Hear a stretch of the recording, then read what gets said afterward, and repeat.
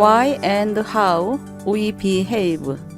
인간 행동 왜, 그리고 어떻게. 박명희입니다.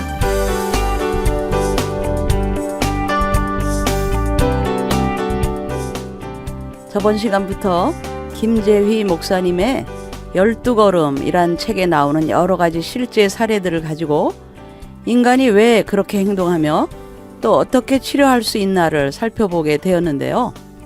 12걸음, 즉 12단계에서 1단계인 인정하기에 대해 배워보겠습니다. 인정하기는 나는 나의 삶을 지배하는 문제에 대해서 무력하며 스스로 삶을 조절할 능력이 없음을 인정한다 입니다. 이것을 4번에 걸쳐 나눠서 배워보겠는데요. 오늘은 첫 번째 시간으로 내 속 쓴뿌리에 대해 생각해 보겠습니다. 우리 모두는 부모님을 통해서 이 세상에 태어납니다. 아무런 근심과 걱정이 없었던 자궁 속 태아는 소음과 어지러운 세상으로 던져지지요. 아기는 울음을 터뜨려 자신의 첫 호흡을 시작합니다. 특별한 상황이 아니라면 아기는 부모가 기르죠. 연약한 아기들은 생존을 위해 부모를 전적으로 의지할 수밖에 없습니다. 배고프고 불편할 때 그들은 소리쳐 엄마를 찾지요. 위안을 받고 싶고 자신을 확인하고 싶을 때도 몸을 떨며 소리를 지릅니다. 한 해가 지나 몸이 마음대로 움직이자 엄마 품을 떠나 세상을 향해 모험을 시작합니다. 참 경이로운 일이죠. 비틀거리지만 한 걸음씩 걸음을 들입니다. 2해가 지나 드디어 말이 터집니다. 자신의 의사를 표현할 수 있죠. 이것도 정말 놀라운 일입니다. 드디어 인격이 틀을 드러내게 된 것이죠. 3번째 해가 지나 의지가 뻗어나갑니다. 그리고 해야 할 것과 하지 말아야 할 것을 구분합니다. 결국 인격의 모든 양육의 과정은 부모와 부단한 상호 접촉을 통해 진행된 것이죠.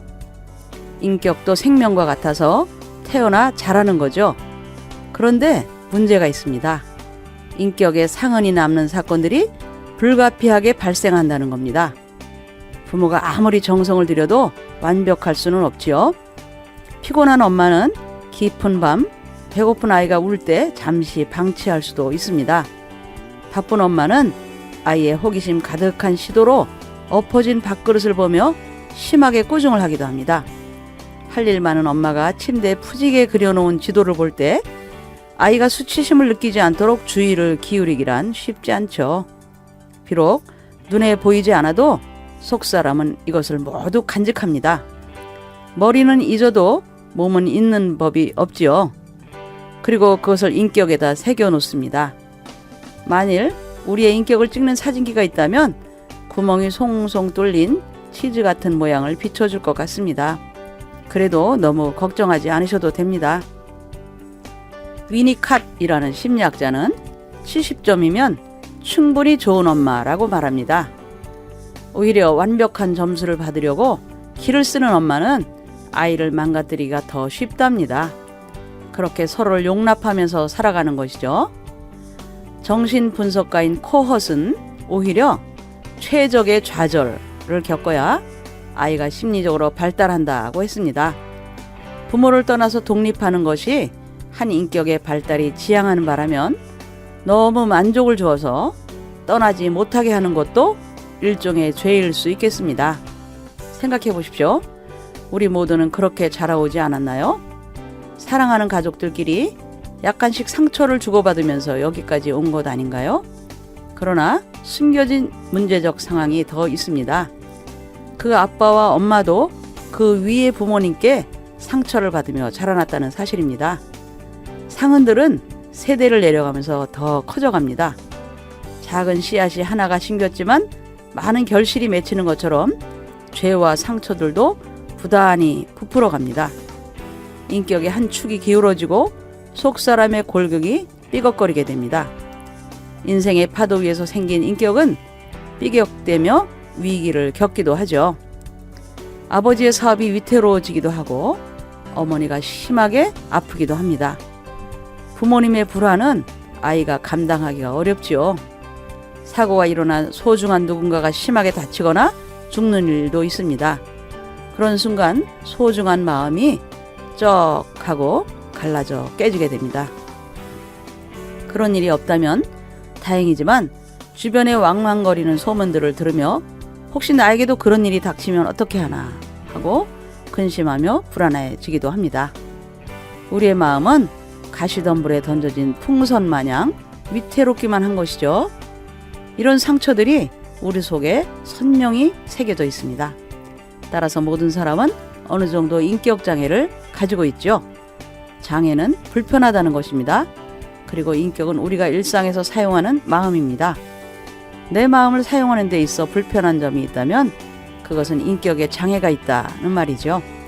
그렇다면 그러한 불편함은 어디에서 생기게 되는 것일까요? 내 마음에 들지 않는 내 모습은 과연 어디로부터 온 것이란 말인가요? 성경은 이 문제에 대해서 다음과 같이 진단합니다.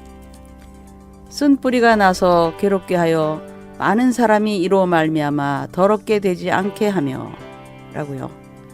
쓴뿌리란 과연 무엇일까요? 그것은 우리 마음에 보이지 않는 부분으로 쓴 열매들을 맺게 하는 것입니다. 우리는 보이는 것에 신경을 쓰지만 진정 중요한 것은 보이지 않고 잡히지 않는 곳에 숨어져 있죠. 쓴뿌리는 많은 문제를 발생시키죠. 앞에서 우리의 인격에 불가피한 상처가 있다고 했습니다. 그 상흔의 구멍 속에 악한 원수가 거짓의 가라지를 뿌려놓은 것입니다. 이것은 뿌리처럼 마음 안으로 내려가 있기 때문에 보이지 않습니다. 하지만 확실한 결과물을 내어놓죠. 내면에 보이지 않게 숨겨져 있기에 더 강력한 파괴력을 보여줍니다. 말씀에 비추어보면 쓴뿌리는 두 가지 특징을 가지고 있습니다. 하나는 괴로운 것입니다. 쓴뿌리가 있는 인격 장애자들은 무엇보다도 괴롭습니다. 스코트 팩은 아직도 가야 할 길에서 신경증 환자는 자신이 괴로운 반면에 인격 장애자들은 타인을 괴롭게 한다고 했습니다.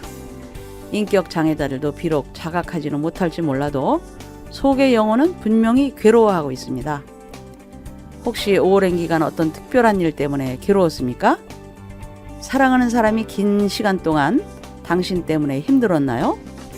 그것의 근원이 쓴뿌리일 수 있습니다. 또 하나는 더럽히는 것입니다.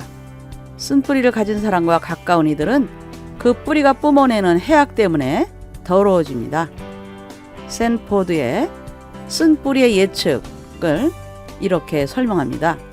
쓴뿌리는 어떤 신념을 형성하는데 그 신념대로 상황이 바뀌어 간다는 것입니다. 그 신념대로 되어 간다는 것이죠. 쓴뿌리는 자신을 괴롭게 하고 타인을 더럽힙니다.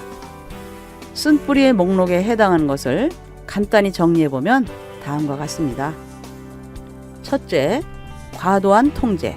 둘째, 포장하기와 위장하기. 셋째, 타인을 기쁘게 하려는 욕구. 넷째, 지나친 돌봄. 다섯째, 질병에 대한 염려. 여섯째, 지적 탐닉. 일곱째, 완벽주의. 여덟째, 강박적인 정리. 아홉째, 병리적인 청결. 열번째, 불안정한 정서, 즉 분노, 우울, 수치. 11번째, 낮은 자존감. 12번째, 율법주의나 광적인 신앙. 13번째, 과소비. 14번째, 문제를 일으키는 관계. 15번째, 알코올 중독, 약물 중독, 일 중독, 성중독 등등. 여러분에게는 어떤 것이 있나요? 이러한 인격적 결함의 뿌리들은 아무리 열심히 회개하고 기도한다고 해결되지 않습니다. 그것은 의식적 수준에 있지 않기 때문에 잡히지 않습니다.